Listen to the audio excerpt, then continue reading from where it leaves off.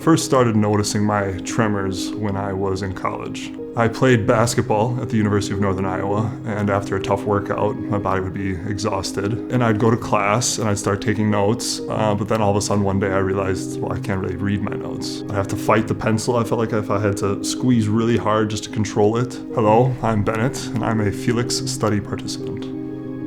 I went to some doctors and they said, it's just, you're tired from workouts. We don't really have an idea what it is. It's idiopathic. And then a couple years later, I was told essential tremors. When I first noticed something was wrong, there was a lot of fear, a lot of anxiety, a lot of frustration, and certainly a lot of anger just because I didn't know what was happening. I didn't know where this would go. I didn't know, anything about it. It was just mysterious.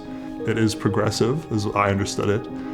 So there still was some fear, and then it was a couple years of me just trying different medications, different doctors, therapies, meditation, that kind of stuff. Nothing really seemed to be working. I tried propranolol. That was the first one that I had found. I noticed a slight improvement, but along with that improvement came a bunch of different side effects like dizziness, lightheadedness. I wasn't sleeping as well, and after a couple weeks, a month, I noticed that my tremors would get worse.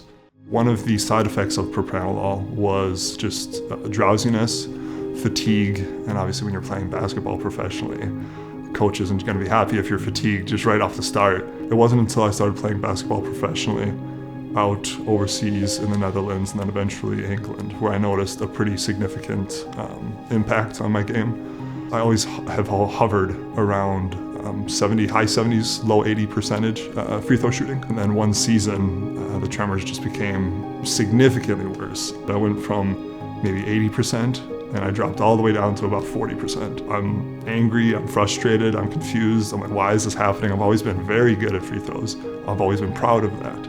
I was starting to isolate myself, when you're going out and you're trying to have drinks with your buddies, you hold a glass and you're shaking. It's very embarrassing, very frustrating.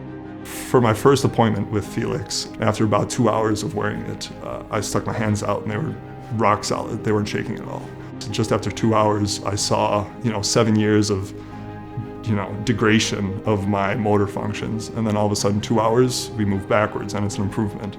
So there's moments like that where you're just kind of shocked. You're surprised that there's actually a path forward. There's options, there's a hope, I guess you could say.